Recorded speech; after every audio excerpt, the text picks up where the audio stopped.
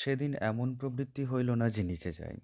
সুতরাং নন্দটগরের যুদ্ধের অবসান কিভাবে হইল, সন্ধিপত্রে কোন কোন শর্তাদি নির্দিষ্ট হইল, কিছুই জানি না। তবে পরে দেখিয়াছি, শর্ত যাই হোক, বিপদের দিনে সে স্ক্র্যাপ অফ পেপারটা কোনো কাজেই লাগে না। যাহার যখন আবশ্যক হয়, অবলীলায় ছিঁড়িয়া ফেলিয়া দিয়া অপরের বুহ ভেদ করে। 20 বৎসর ধরিয়া তাহারা এই কাজ করিয়াছে, এবং আরও 20 বৎসর যে করিবে না, এমন শপথ বোধ করি স্বয়ং বিধাতা পুরুষও করিতে পারিবেন না। সারাদিন আকাশে ছেঁড়া মেঘের আনাগোনার বিরাম ছিল না। এখন অপরাহ্নের কাছাকাছি একটা গাঢ় কালো মেঘ দিকচক্রবল আচ্ছন্ন করিয়া ধীরে ধীরে মাথা তুলিয়া উঠিতে লাগিল। মনে হইল সমস্ত খালাসিদের মুখে চোখেই কেমন যেন একটা উদ্বেগের ছায়া পড়িয়াছে। তাহাদের চলাফেরার মধ্যেও এক প্রকার ব্যস্ততার লক্ষণ, যাহা ইতিপূর্বে লক্ষ্য করি নাই। একজন বৃদ্ধ গোছের খালাসিকে ডাকিয়া জিজ্ঞাসা করিলাম, চৌধুরীর পো, আজ রাত্রেও কি কালকের মতো ঝড় হবে মনে হয়? বিনয়ে চৌধুরীর পুত্র বশ হইল, দাঁড়াইয়া কহিল, কর্তা নিচে যাও, কাপ্তান কইছে সাইক্লোন হতে পারে। মিনিট 15 পরেই দেখিলাম কথাটা অমূলক নয়। উপরের যত যাত্রী ছিল সকলকে একরকম জোর করিয়া খালাসিরা হোল্ডের মধ্যে নামাইয়া দিতে লাগিল। 2-4 জন আপত্তি করায় সেকেন্ড অফিসার নিজে আসিয়া ধাক্কা মারিয়া তাহাদিগকে তুলিয়া দিয়া বিছানাপত্র পা দিয়া গুটাইয়া দিতে লাগিল। আমার তোরঙ্গ বিছানা খালাসিরা ধরাধরি করিয়া নিচে লইয়া গেল, কিন্তু আমি নিজে আর একদিকে সরিয়া পড়িলাম। শুনিলাম সকলকে, অর্থাৎ যে হতভাগ্যেরা 10 টাকার বেশি ভাড়া দিতে পারে নাই, তাহাদিগকে জাহাজের খোলের মধ্যে পুড়িয়া গর্তের মুখ আটিয়া বন্ধ করা হইবে। তাহাদের মঙ্গলের জন্যও বটে, জাহাজের মঙ্গলের জন্যও বটে, এইরূপই বিধি। আমার কিন্তু নিজের জন্য এই কল্যাণের ব্যবস্থা কিছুতেই মনোপুত হইল না। ইতিমধ্যে সাইক্লোন বস্তুটি সমুদ্রে কেন ডাঙ্গাতেও দেখি নাই। কি ইহার কাজ, কেমন ইহার রূপ, অমঙ্গল ঘটাইবার কতখানি ইহার শক্তি, কিছুই জানি না। মনে মনে ভাবিলাম, ভাগ্য বলে যদি এমন একটা জিনিসের আবির্ভাব আসন্ন হইয়াছে, তবে না দেখিয়া ইহাকে ছাড়িব না। তা অদৃষ্টে যা ঘটে তা ঘটুক। আর ঝড়ে জাহাজ যদি মারাই যায়, তো অমন প্লেগের ইঁদুরের মতো পিঁজরায় আবদ্ধ হইয়া মাথা ঠুকিয়ে ঠুকিয়ে জল খাইয়া মরিতে যায় কেন? যতক্ষণ পারি হাত পা নাড়িয়া ঢেউয়ের উপরে নাগরদোলা চাপিয়া ভাসিয়া গিয়া একসময় টুপ করিয়া ডুবিয়া দিয়া পাতালের রাজবাড়িতে অতিথি হইলেই চলিবে। কিন্তু রাজার জাহাজ যে আগে পিছে 1,00,00,000 হাঙর অনুচর ছাড়া কালাপানিতে একটা পা চলেন না, এবং জলযোগ করিয়া ফেলিতেও যে তাহাদের মুহূর্ত বিলম্ব হয় না, এ সকল তথ্য তখনও আমার জানা ছিল না। অনেকক্ষণ হইতে গুঁড়ি গুঁড়ি বৃষ্টি পড়িতেছিল। সন্ধ্যার কাছাকাছি বাতাস এবং বৃষ্টির বেগ উভয়েই বাড়িয়া চলিল। এমন হইয়া উঠিল যে পালাইয়া বেড়াইবার আর জো রহিল না। যেখানে হোক সুবিধা মতো একটু আশ্রয় না লইলেই নয়। সন্ধ্যার আঁধারে যখন সস্থানে ফিরিয়া আসিলাম, তখন উপরের ডেক জনশূন্য। মাস্তুলের পাশে দিয়া উঁকি মারিয়া দেখিলাম ঠিক সম্মুখেই বুড়ো কাপ্তেন দূরবীন হাতে ব্রিজের উপর ছুটাছুটি করিতেছেন। হঠাৎ তাঁর সুনজরে পড়িয়া গিয়া পাছে এত কষ্টের পরেও আবার সেই গর্তে গিয়া ঢুকিতে হয়, এই ভয়ে একটা সুবিধাগোছের জায়গা অন্বেষণ করিতে করিতে একেবারে অচিন্তনীয় আশ্রয় মিলিয়া গেল। একধারে অনেকগুলো ভেড়া, মুরগি ও হাঁসের খাঁচা উপরেই উপরেই রাখা ছিল। তাহারই উপরে গিয়া বসিলাম। মনে হইল এমন নিরাপদ জায়গা বুঝি সমস্ত জাহাজের মধ্যেও আর কোথাও নাই। কিন্তু তখনও অনেক কথাই জানিতে বাকি ছিল। বৃষ্টি, বাতাস, অন্ধকার এবং জাহাজের দোলন সবকটি ধীরে ধীরে বাড়িয়া উঠিতে লাগিল। সমুদ্র তরঙ্গের আকুতি দেখিয়া মনে হইল এই বুঝি সেই সাইক্লোন। কিন্তু সে যে সাগরের কাছে গোষ্পদ মাত্র, তাহা অস্থিমজ্জায় হৃদয়ঙ্গম করিতে আর একটু অপেক্ষা করিতে হইল। হঠাৎ বুকের ভিতর পর্যন্ত কাঁপাইয়া দিয়া জাহাজের বাঁশি বাজিয়া উঠিল।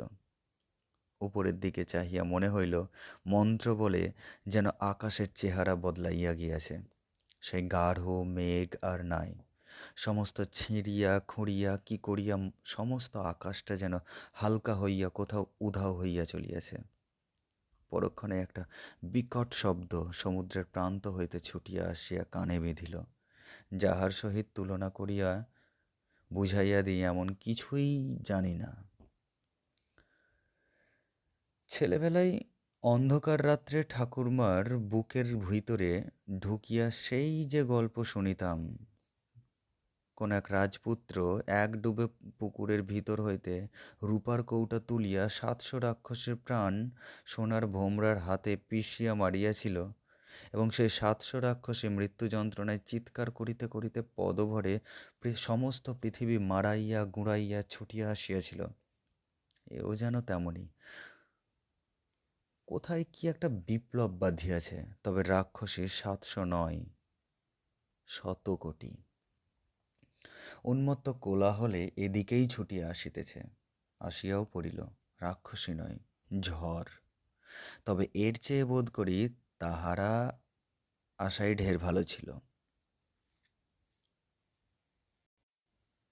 এই দুর্জয় বায়ুর শক্তি বর্ণনা করা তো ঢের দূরের কথা, সমগ্র চেতনা দিয়া অনুভব করাও যেন মানুষের সামর্থ্যের বাইরে।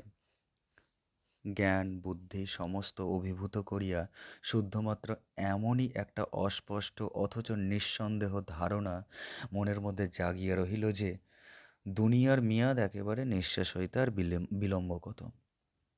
পাশেই যে লোহার খুঁটি ছিল, গলার চাদর দিয়া নিজেকে তাহার সঙ্গে বাঁধিয়া ফেলিয়াছিলাম। অনুক্ষণ মনে হইতে লাগিল এইবার ছিঁড়িয়া ফেলিয়া আমাকে সাগরের মাঝখানে উড়াইয়া লইয়া ফেলিবে। হঠাৎ মনে হইল জাহাজের গায়ে কালো জল যেন ভিতরের ধাক্কায় বজবজ করিয়া ক্রমাগত উপরের দিকে ঠেলিয়া উঠিতেছে। দূরে চোখ পড়িয়া গেল, দৃষ্টি আর ফিরাইতে পারিলাম না। একবার মনে হইল এ বুঝি পাহাড়, কিন্তু পরক্ষণেই সে ভ্রম যখন ভাঙিল তখন হাত জোর করিয়া বলিলাম, ভগবান, এই চোখ দুটি যেমন তুমিই দিয়াছিলে, আজ তুমিই তাহাদের সার্থক করিলে। এতদিন ধরিয়া তো সংসারে সর্বত্র চোখ মেলিয়া বেড়াইতেছি, কিন্তু তোমার এই সৃষ্টির তুলনা তো কখনও দেখিতে পাই নাই। যতদূর দৃষ্টি যায় এই যে অচিন্তনীয় বিরাটকার মহাতরঙ্গ মাথায় রজত শুভ্র কিরীট পরিয়া দ্রুত বেগে অগ্রসর হইয়া আসিতেছে, এত বড় বিস্ময় জগতে আর আছে কি? সমুদ্রে তো কত লোকে আসে যায়, আমি নিজেও তো আরও কতবার এই পথে যাতায়াত করিয়াছি, কিন্তু এমনটি তো কখনো দেখিতে পাইলাম না। তাছাড়া চোখে না দেখিলে জলের ঢেউ যে কোনো গতিকেই এত বড় হইয়া উঠিতে পারে, এ কথা কল্পনার বাপের সাধ্যও নাই কাহাকেও জানাই। মনে মনে বলিলাম, হে ঢেউ সম্রাট, তোমার সংঘর্ষে আমাদের যাহা হইবে সে তো আমি জানি, কিন্তু এখনও যে তোমার আসিয়া পৌঁছিতে অন্তত 1/2 মিনিট কাল বিলম্ব আছে, সেই সময়টুকু বেশ করিয়া তোমার কলেবরখানি যেন দেখিয়া লইতে পারি। একটা জিনিসের সুবিপুল উচ্চতা ও ততোধিক বিস্তৃতি দেখিয়াই কিছু এ ভাব মনে আসে না, কারণ তা হইলে হিমালয়ের যে কোনো অঙ্গ প্রত্যঙ্গই যথেষ্ট। কিন্তু এই যে বিরাট ব্যাপার জীবনদের মতো ছুটিয়া আসিতেছে, সে অপরিমেয় গতিশক্তির অনুভূতিই আমাকে অভিভূত করিয়া ফেলিয়াছিল। কিন্তু সমুদ্র জলে ধাক্কা দিলে যাহা জ্বলিয়া জ্বলিয়া উঠিতে থাকে, সেই জ্বলা নানা প্রকারের বিচিত্র রেখায় ইহার মাথার উপর খেলা করিতে না থাকিলে এই গভীর কৃষ্ণ জলরাশির বিপুলত্ব এ অন্ধকারে হয়তো তেমন করিয়া দেখিতে পাইতাম না। এখন যত দূর দৃষ্টি যায় তত দূরেই এই আলোকমালা যেন ক্ষুদ্র ক্ষুদ্র প্রদীপ জ্বালিয়া এই ভয়ঙ্কর সুন্দরের মুখে আমার চক্ষের সম্মুখে উদ্ঘাটিত করিয়া দিল। জাহাজের বাঁশি অসীম বায়ুবেগে থরথর করিয়া কাঁপিয়া কাঁপিয়া বাজিতেই লাগিল, এবং ভয়ার্ত খালাসির দল আল্লাহর কর্ণে তাহাদের আকুল আবেদন পৌঁছিয়া দিতে দিতে গলা ফাটাইয়া সমস্বরে চিৎকার করিতে লাগিল। যাহার শুভাগমনের জন্য এত ভয়, এত ডাক হাঁক, এত উদ্যোগ আয়োজন, সেই মহাতরঙ্গ আসিয়া পড়িলেন। একটা প্রকাণ্ড গোছের ওলট পালটের মধ্যে হরবল্লভের মতো আমারও প্রথমটা মনে হইল, নিশ্চয়ই আমরা ডুবিয়া গেছি, সুতরাং দুর্গা নাম করিয়া আর কি হইবে। আশেপাশে উপরে নিচে চারিদিকেই কালো জল, জাহাজ শুদ্ধ সবাই যে পাতালের রাজবাড়িতে নিমন্ত্রণ খাইতে চলিয়াছে তাহাতে কোনো সন্দেহ নাই। এখন ভাবনা শুধু এই যে খাওয়া দাওয়াটা তথায় কি জানি কী রূপ হইবে। কিন্তু মিনিট খানেক পরেই দেখা গেল, না, ডুবি নাই, জাহাজ শুদ্ধ আবার জলের উপরে ভাসিয়া উঠিয়াছি। অতঃপর তরঙ্গের পর তরঙ্গেরও আর শেষ হয় না, আমাদের নাগরদোলা চাপারও আর সমাপ্তি হয় না। এতক্ষণে টের পাইলাম কেন কাপ্তেন সাহেব মানুষগুলোকে জানোয়ারের মতো গর্তে পুড়িয়া চাবি বন্ধ করিয়াছেন। ডেকের উপর দিয়া মাঝে মাঝে যেন জলের স্রোত বহিয়া যাইতে লাগিল। আমার নিচে হাঁস মুরগিগুলো বারকতক ঝটফট করিয়া এবং ভেড়াগুলো কয়েকবার ম্যা ম্যা করিয়া ভবলীলা সাঙ্গ করিল। আমি শুধু তাহাদের উপরতলা আশ্রয় করিয়া লোহার খুঁটি সবলে জড়াইয়া ধরিয়া ভবলীলা বজায় করিয়া চলিলাম। কিন্তু এখন আর এক প্রকার বিপদ জুটিল। শুধু যে জলের ছাঁট ছুঁচের মতো গায়ে বিঁধিতে লাগিল তাই নয়, সমস্ত জামা কাপড় ভিজিয়া প্রচণ্ড বাতাসে এমনই শীত করিতে লাগিল যে দাঁতে দাঁতে ঠক ঠক করিয়া বাজিতে লাগিল। মনে হলো জলের ডোবার হাত হইতে যদি বা সম্প্রতি নিস্তার পাই, নিমোনিয়ার হাত হইতে পরিত্রাণ পাইব কিরূপে। এইভাবে আরও কিছুক্ষণ বসিয়া থাকিলে যে পরিত্রাণ পাওয়া সত্যি অসম্ভব হইয়া পড়িবে তাহা নিঃসংশয়ে অনুভব করিলাম। সুতরাং যেমন করিয়া হোক এই স্থান পরিত্যাগ করিয়া এমন কোথাও আশ্রয় লইতে হইবে যেখানে জলের ছাঁট বল্লমের ফলার মতো গায়ে বেঁধে না। একবার ভাবিলাম ভেড়ার খাঁচার মধ্যে ঢুকিয়া পড়িলে কিরূপ হয়, কিন্তু তাই বা কতটুকু নিরাপদ। তার মধ্যে যদি সেইরূপ লোনা জলের স্রোত ঢুকিয়া পড়ে তো নিতান্তই যদি না ম্যাম্যা করি, মামা করিয়াও অন্তত ইহলীলা সমাপ্ত করিতে হইবে। শুধু একটা উপায় আছে, জাহাজের পার্শ্ব পরিবর্তনের মধ্যে ছুট দিবার একটু অবকাশ পাওয়া যায়। অতএব এই সময়টুকুর মধ্যে আর কোথাও গিয়া যদি ঢুকিয়া পড়িতে পারি, হয়তো বাঁচিতেও পারি। যে কথা সেই কাজ। কিন্তু খাঁচা হইতে অবতরণ করিয়া 3বার ছুটিয়া ও 3বার বসিয়া যদি বা সেকেন্ড ক্লাস কেবিনের দ্বারে গিয়া উপস্থিত হইলাম, দ্বার বন্ধ। লোহার কবাট হাজার ঠেলাঠেলিতেও পথ দিল না। সুতরাং আবার সেই পথ তেমনই করিয়া অতিক্রম করিয়া ফার্স্ট ক্লাসের দোরগোড়ায় আসিয়া হাজির হইলাম। এবার ভাগ্যদেবতা সুপ্রসন্ন হইয়া একটু নিরালা ঘরের মধ্যে আশ্রয় দিলেন। লেশমাত্র দ্বিধা না করিয়া কপাট বন্ধ করিয়া দিয়া খাটের উপর চুপ করিয়া শুইয়া পড়িলাম। রাত্রি 12টার মধ্যে ঝড় বৃষ্টি থামিয়া গেল বটে, কিন্তু পরদিন ভোরবেলা পর্যন্ত সমুদ্রের রাগ পড়িল না। আমার জিনিসপত্রের এবং সহযাত্রীদের অবস্থা কি হইল, বিশেষ করিয়া মিস্ত্রি মহাশয় সস্ত্রীক কি করিয়া রাত্রি অতিবাহিত করিলেন জানিবার জন্য সকালবেলা নিচে নামিয়া গেলাম। কাল নন্দমিস্ত্রি একটু রসিকতা করিয়াই বলিয়াছিল, মশাই 32:30 বাজার মতো আমরা মিশিয়ে গিয়েছিলাম। এইমাত্র যে যার কোটে ফিরে এসেছি। আজিকার মিশামিশি 32:30 বাজায় চলে কি না জানি না, কিন্তু এখন পর্যন্ত কেহই যে কাহারও নিজের কোটে ফিরিয়া আসিতে পারে নাই তাহা স্বচক্ষে দেখিলাম। তাহাদের অবস্থা দেখিলে সত্যিই কান্না পায়। এই 300-400 যাত্রীর মধ্যে সমর্থ থাকা তো অনেক দূরের কথা, বোধ করি অক্ষত কেহই ছিল না। মেয়েরা শিলের উপর নোড়া দিয়া যেমন করিয়া বাটনা বাটে, কল্লকার সাইক্লোন এই 300-400 লোক দিয়া ঠিক তেমনি করিয়া সারা রাত্রি বাটনা বাটিয়েছে। সমস্ত জিনিসপত্র বাক্স প্যাঁটরা লইয়া এই লোকগুলো সমস্ত রাত্রি জাহাজের এধার হইতে ওধার গড়াইয়া বেড়াইয়াছে। বমি এবং অনুরূপ আরও দুটা প্রক্রিয়া এত করিয়াছে যে দুর্গন্ধে দাঁড়ানো ভার। এখন ডাক্তারবাবু জাহাজের ম্যাথর ও খালাসিদের লইয়া ইহাদের মঙ্কোদ্ধার করিবার ব্যবস্থা করিতেছেন। ডাক্তারবাবু আমায় আপাদমস্তক বার নিরীক্ষণ করিয়া বোধ করি আমাকে সেকেন্ড ক্লাসের যাত্রী ঠিক করিয়াছিলেন। তথাপি অত্যন্ত আশ্চর্য হইয়া বলিলেন, মশাইকে তো খুব তাজা দেখাচ্ছে। বোধ করি একটা হ্যামক পেয়েছিলেন না? হ্যামক কোথায় পাবো মশাই? পেয়েছিলাম একটা ভেড়ার খাঁচা, তাই তাজা দেখাচ্ছে।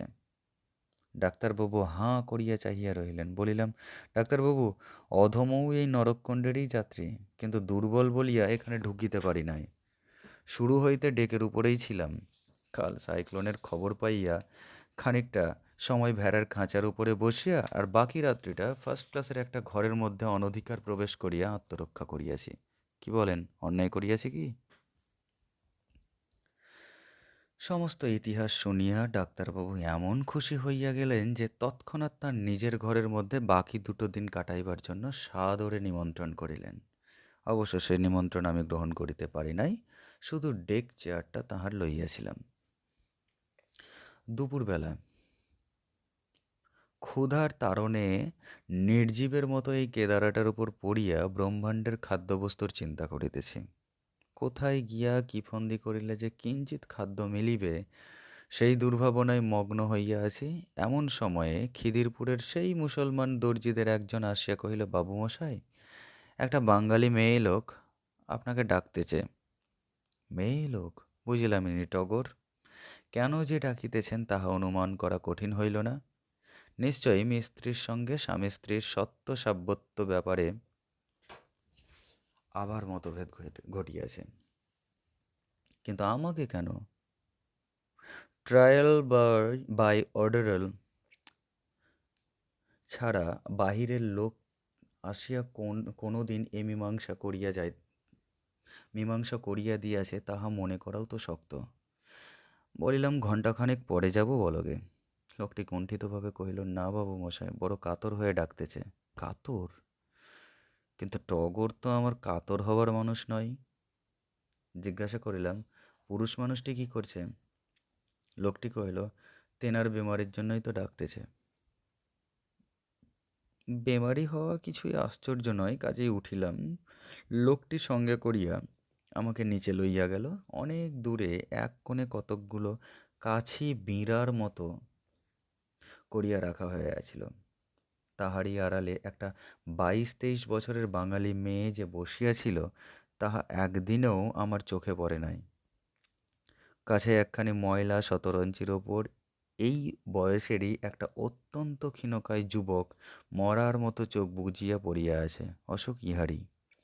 আমি নিকটে আসিতে মেয়েটি আস্তে আস্তে মাথার কাপড়টা টানিয়া দিল, কিন্তু আমি আর মুখ দেখিতে পাইলাম না।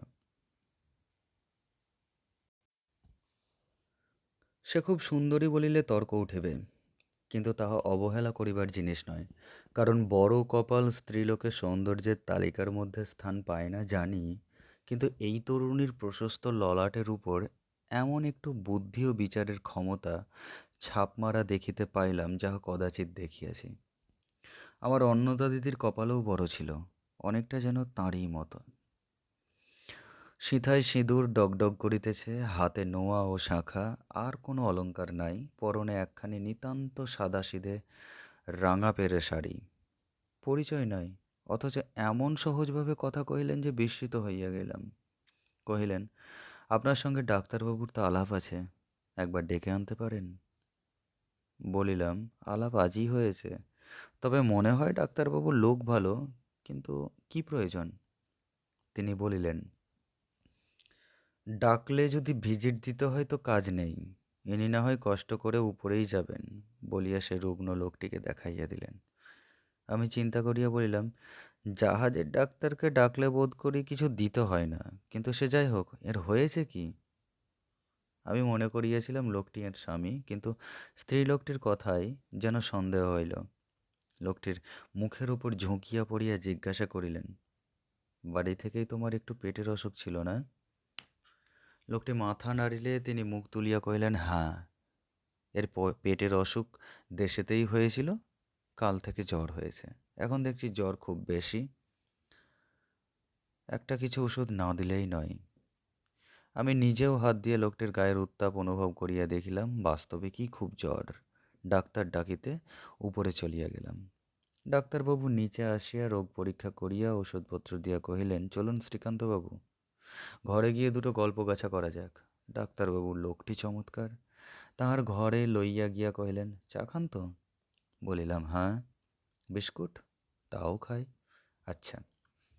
খাওয়া দাওয়া সমাপ্ত হইবার পর দুজনে মুখোমুখি দুখানা চেয়ারে বসিলে ডাক্তারবাবু কহিলেন, আপনি জুটলেন কি করে? বলিলাম, স্ত্রীলোকটি আমাকে ডেকে পাঠিয়েছিলেন। ডাক্তারবাবু বিজ্ঞের মতো ঘাড় নাড়িয়া কহিলেন, পাঠাবারই কথা, বিয়ে টিয়ে করেছেন? বলিলাম, না। ডাক্তারবাবু কহিলেন, তাহলে জুটে পড়ুন, নেহাত মন্দ হবে না। লোকটার ওই তো চেহারা, তাতে টাইফয়েডের লক্ষণ হয়েছে বলেই মনে হচ্ছে। যা হোক, বেশি দিন টিকবে না তা ঠিক, ইতিমধ্যে নজর রাখবেন আর কোনো ব্যাটা না ভিড়ে যায়। অবাক হইয়া বলিলাম, আপনি এসব কি বলছেন ডাক্তারবাবু? ডাক্তারবাবু কিছুমাত্র অপ্রতিভ না হইয়া কহিলেন, আচ্ছা, ছোড়াটা বার করে আনছে না ওকেই বার করে এনেছে, কি মনে হয় বলুন তো শ্রীকান্তবাবু? খুব ফরওয়ার্ড না, দিব্যি কথাবার্তা কয়। বলিলাম, এরকম ধারণা আপনার মনে কি করে এলো? ডাক্তারবাবু বলিলেন, প্রতি ট্রিপেই দেখি কি না একটা না একটা আছেই। গতবারই তো বেলেঘাড়ার একজোড়া ছিল। একবার বর্মায় গিয়ে পা দিন, তখন দেখবেন আমার কথাটা ঠিক কিনা। বর্মার কথাটা যে তার অনেকটাই সত্য তাহা পরে দেখিয়েছিলাম বটে, কিন্তু আপাতত সমস্ত মনটা বিতৃষ্ণায় যেন তিক্ত হইয়া উঠিল। ডাক্তারবাবুর নিকট বিদায় লইয়া একবার নন্দমিস্ত্রির খবর লইতে নিচে গেলাম। সপরিবার মিস্ত্রিমশাই তখন ফলাহারের আয়োজন করিতেছিলেন। একটা নমস্কার করিয়া প্রথমেই প্রশ্ন করিল, ওই মেয়ে মানুষটি কে মশাই? টগর শিরোপীড়া বাবদে মাথায় একটা পাগড়ি বাঁধিতেছিল, ফোঁস করিয়া গর্জাইয়া উঠিল, তোমার সে খবরে কাজ কি শুনি? মিস্ত্রি আমাকে মধ্যস্থ মানিয়া কহিল, দেখলেন মশাই, মাগির ছোট মন, কে বাঙালি মেয়েটা রেঙ্গুনে যাচ্ছে খবরটাও নিতে দেবে না। টগর শিরোপীড়া ভুলিয়া পাগড়িটা ফেলিয়া দিয়া আমার মুখপানে চাহিল। সেই দু সেই দুটি গো চক্ষু বিস্ফারিত করিয়া কহিল, মশাই, টগর বোষ্টমীর হাত দিয়া ওর মতো কত গন্ডা মিস্ত্রি মানুষ হয়ে গেল, এখনও আমার চোখে ধুলো দেবে? আরে তুই ডাক্তার না বদ্যি যে যেই একটু জল আনতে গেছি অমনি ছুটে গিয়ে দেখতে গেছিস? কেন, কেউ? ভালো হবে না বলে দিচ্ছি মিস্ত্রি, আর যদি ওদিকে যেতে দেখি, তোমারই একদিন কি আমারই একদিন। নন্দ মিস্ত্রিও গরম হইয়া কহিল, তোর কি আমি পোষা বাঁদর যে যেদিকে শেকল ধরে নিয়ে যাবি সেদিকেই যাব? আমার ইচ্ছে হলে আবার গিয়ে বেচারাকে দেখে আসবো, তুই যা পারিস তা করিস। বলিয়া ফলারে মন দিল। টগরও শুধু একটা আচ্ছা বলিয়া তাহার পাগড়ি বাঁধিতে প্রবৃত্ত হইল। আমিও প্রস্থান করিলাম। ভাবিতে ভাবিতে গেলাম, এমনি করিয়া ইহারা 20 বৎসর কাটাইয়াছে। অনেক পোড় খাইয়া টগর এটা বুঝিয়াছে যে যেখানে সত্যকার বন্ধন নাই সেখানে এতটুকু রাস শিথিল করিলে চলিবে না, ঠকিতেই হইবে। হয় অহর্নিশি সতর্ক হইয়া জোর করিয়া দখল বজায় রাখিতে হইবে, না হয় যৌবনের মতো নন্দমিস্ত্রিও একদিন অজ্ঞাতসারে খসিয়া পড়িবে। কিন্তু যাহাকে উপলক্ষ করিয়া টগরের এই বিদ্বেষ, ডাক্তারবাবুর এমন কুৎসিত তীব্র কটাক্ষ, সে কে এবং কি? টগর কহিয়াছিল, এই কাজ করিয়া সে চুল পাকাইয়াছে, তাহার চক্ষে ধুলি দিবে এমন মেয়ে মানুষ আছে কোথায়? ডাক্তারবাবু মন্তব্য প্রকাশ করিয়াছিলেন, এই কাণ্ড নিত্য দেখিয়া তাঁর চোখে দিব্য দৃষ্টি আসিয়াছে। আজ ভুল করিলে এমন চোখ তিনি উপড়াইয়া ফেলিতে রাজি আছেন। এমনিই বটে। অপরকে বিচার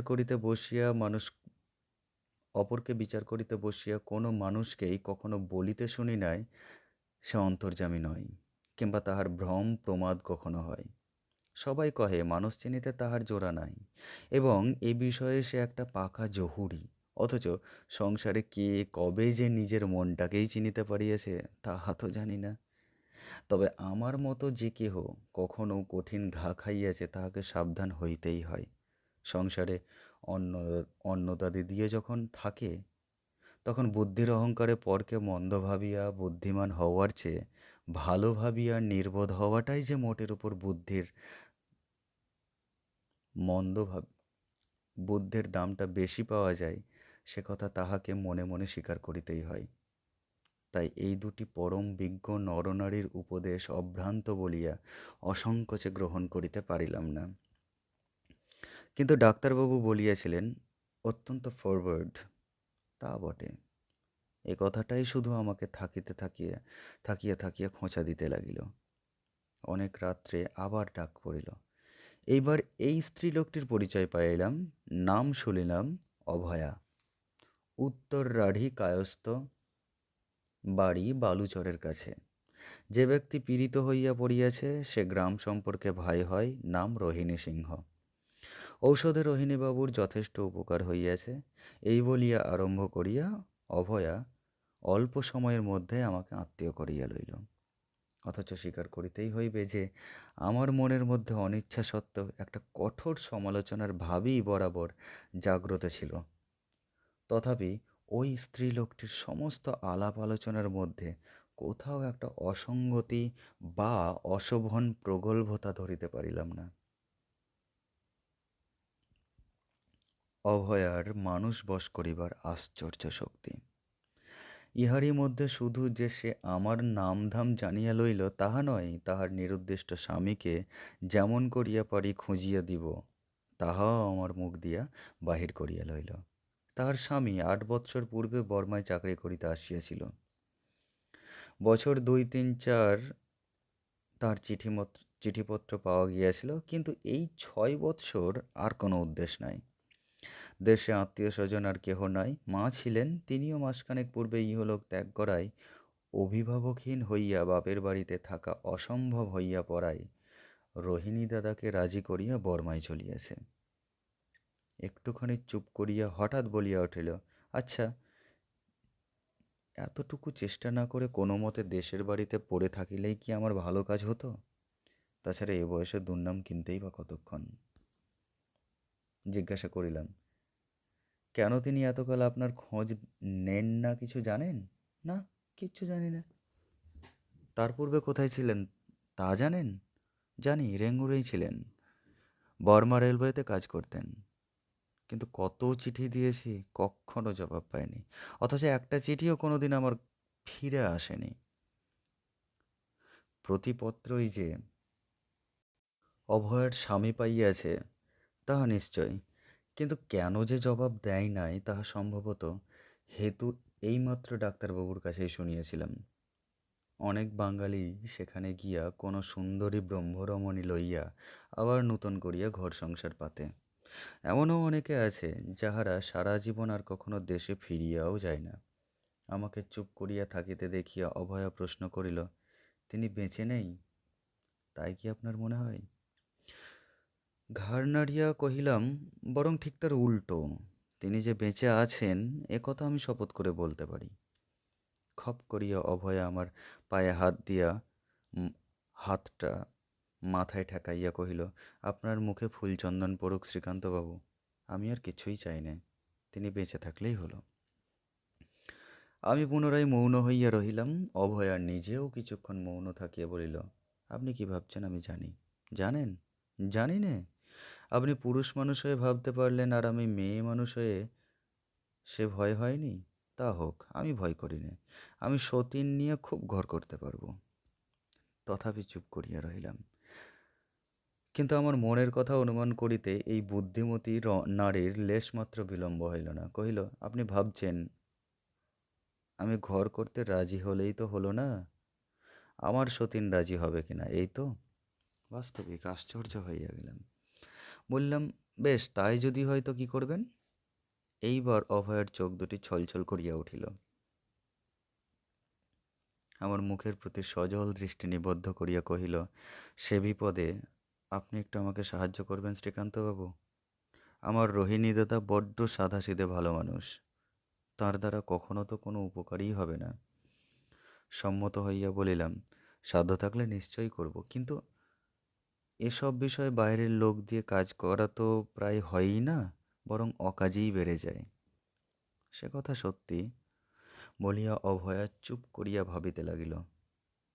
পরদিন বেলা 11-12টার মধ্যে জাহাজ রেঙ্গুনে পৌঁছিবে, কিন্তু ভোর না হইতেই সমস্ত লোকের চোখে একটা ভয় ও চাঞ্চল্যের চিহ্ন দেখা দিল। চারিদিক হইতে একটা অস্ফুট শব্দ কানে আসিতে লাগলো, ক্যারান্টিন, ক্যারান্টিন, মানে কোয়ারেন্টাইন। খবর লইয়া জানিলাম কথাটা কোয়ারেন্টাইন। তখন প্লেগের ভয়ে বর্মা গভর্নমেন্ট অত্যন্ত সাবধান। শহর হইতে 8-10 মাইল দূরে একটা চড়াই কাঁটাতারের বেড়া দিয়া খানিকটা স্থান ঘিরিয়া লইয়া অনেকগুলি কুঁড়ে ঘর তৈয়ারি করা হইয়াছে। ইহারের মধ্যে সমস্ত ডেকের যাত্রীদের নির্বিচারে নামাইয়া দেওয়া হয়। 10 দিন বাস করার পর তবে ইহারা শহরে প্রবেশ করিতে পায়। তবে যদি কাহারও কোনো আত্মীয় শহরে থাকে এবং সে পোর্ট হেলথ অফিসার এর নিকট হইতে কোনো কৌশলে ছাড়পত্র জোগাড় করিতে পারে, তাহা হইলে অবশ্য আলাদা কথা। ডাক্তারবাবু আমাকে তাহার ঘরের মধ্যে ডাকিয়া লইয়া বলিলেন, শ্রীকান্তবাবু, একখানা চিঠি জোগাড় না করে আপনার আসা উচিত ছিল না। কোয়ারেন্টাইনে নিয়ে যেতে এরা মানুষকে এত কষ্ট দেয় যে কসাইখানায় গরু ছাগল ভেড়াকেও এত কষ্ট সইতে হয় না। তবে ছোট লোকেরা কোনো রকমে সইতে পারে, শুধু ভদ্রলোকদেরই মর্মান্তিক ব্যাপার। একে তো মোটে নেই, নিজের সমস্ত জিনিসপত্র নিজে কাঁধে করে সরু সিঁড়ি দিয়ে নামাতে ওঠাতে হয়, তত দূর বয়ে নিয়ে যেতে হয়। তারপরে সমস্ত জিনিসপত্র সেখানে খুলে ছড়িয়ে স্টিমে ফুটিয়ে লণ্ডভণ্ড করে ফেলে। মশাই, এই রোদের মধ্যে কষ্টের আর অবধি থাকে না। অত্যন্ত ভীত হইয়া বলিলাম, এর কি কোনো প্রতিকার নেই ডাক্তারবাবু? ঘাড় নাড়িয়া তিনি বলিলেন, না, তবে ডাক্তার সাহেব জাহাজে উঠলে একবার আপনার জন্য বলে দেখব তাঁর কেরানিবাবুটিকে যদি আপনার ভার নিতে রাজি হয়। কিন্তু কথাটা তার ভালো করিয়া শেষ না হইতেই বাহিরে এমন একটা কাণ্ড ঘটিল, যাহা স্মরণ হইলে আজও লজ্জায় মরিয়া যায়। একটা গোলমাল শুনিয়া দুইজনে ঘরের বাহিরে আসিয়া দেখি জাহাজের সেকেন্ড অফিসার 6-7 জন খালাসিকে এলো পাথারি লাথি জুতা মারিতেছে এবং বুটের চোটে যে যেখানে পারিতেছে পলায়ন করিতেছে। এই ইংরাজ যুবকটি অত্যন্ত উদ্ধত বলিয়া বোধ করি ডাক্তারবাবুর সহিত ইতিপূর্বে কোনোদিন বচসা হইয়া থাকিবে। আজও কলহ হইয়া গেল। ডাক্তারবাবু ক্রুদ্ধ হইয়া বলিলেন, তোমার এইরূপ ব্যবহার অত্যন্ত গর্হিত। একদিন তোমাকে এই জন্য দুঃখ পাইতে হবে, তাহা বলিয়া দিতেছি। লোকটি ফিরিয়া দাঁড়াইয়া বলিল, কেন? ডাক্তারবাবু বলিলেন, এভাবে লাথি মারা ভারী অন্যায়। লোকটা জবাব দিল, মার ছাড়া ক্যাটল সিধা হয়? ডাক্তারবাবু একটু স্বদেশী, তাই উত্তেজিত হইয়া বলিতে লাগিলেন, এরা জানোয়ার নয়, গরিব মানুষ। আমাদের দেশি লোকেরা নম্র এবং শান্ত বলিয়াই কাপ্তান সাহেবের কাছে তোমার নামে অভিযোগ করে না, এবং তুমিও অত্যাচার করিতে সাহস করো। হঠাৎ সাহেবের মুখ অকৃত্রিম হাসিতে ভরিয়া গেল। ডাক্তারের হাতটা টানিয়া আঙুল দিয়া দেখাইয়া কহিল, look doctor, they are your countryman, you want to be proud of them. চাহিয়া দেখি কয়েকটা উঁচু পিপার আড়ালে দাঁড়াইয়া ওই লোকগুলো দাঁত বাহির করিয়া হাসিতেছে এবং গায়ের ধুলা ঝাড়িতেছে। সাহেব একগাল হাসিয়া ডাক্তারবাবুর মুখের ওপর দুহাতের বুড়ো আঙুল দুটো নাড়িয়া দিয়া আঁকিয়া বাঁকিয়া শেষ দিতে দিতে প্রস্থান করিল। জয়ের গর্ব তাহার সর্বাঙ্গ দিয়া যেন ফুটিয়া পড়িতে লাগিল। ডাক্তারবাবুর মুখখানা লজ্জায়, ক্ষোভে, অপমানে কালো হইয়া গেল। দ্রুতপদে অগ্রসর হইয়া গিয়া ক্রুদ্ধ কণ্ঠে বলিয়া উঠিলেন, বেহায়া বেটারা, দাঁত বার করে হাসছিস যে? এইবার এতক্ষণে দেশি লোকের আত্মসম্মানবোধ ফিরিয়া আসিল। সবাই একযোগে হাসি বন্ধ করিয়া চড়া কণ্ঠে জবাব দিল, তুমি ডাক্তারবাবু, বেটা বলবার কে? কারো কর্য করে খায় গায়ে হাসতেছি মোরা?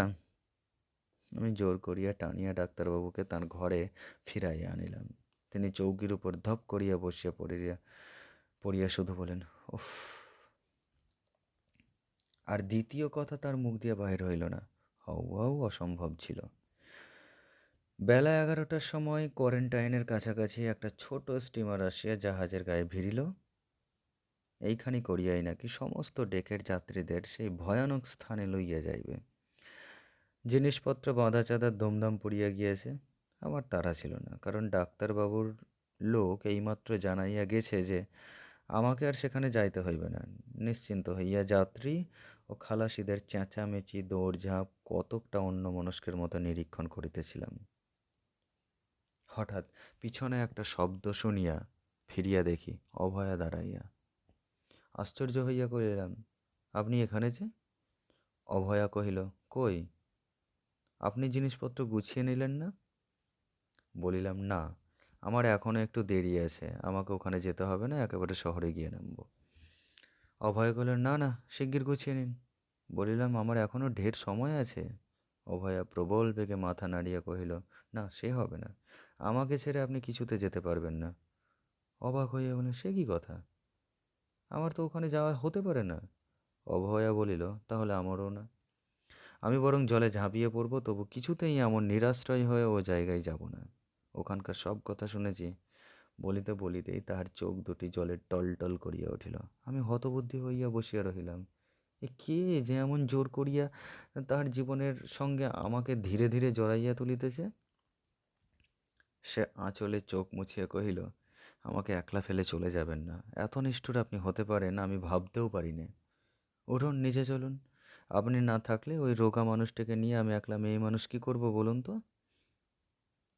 নিজের জিনিসপত্র লইয়া যখন ছোট স্টিমারে উঠিলাম, তখন ডাক্তারবাবু উপরে ডেকে দাঁড়াইয়াছিলেন। হঠাৎ আমাকে এই অবস্থায় দেখিয়া তিনি চিৎকার করিয়া হাত নাড়িয়া বলিতে লাগলেন, না না, আপনাকে যেতে হবে না, ফিরুন ফিরুন, আপনার হুকুম হয়েছে, আপনি।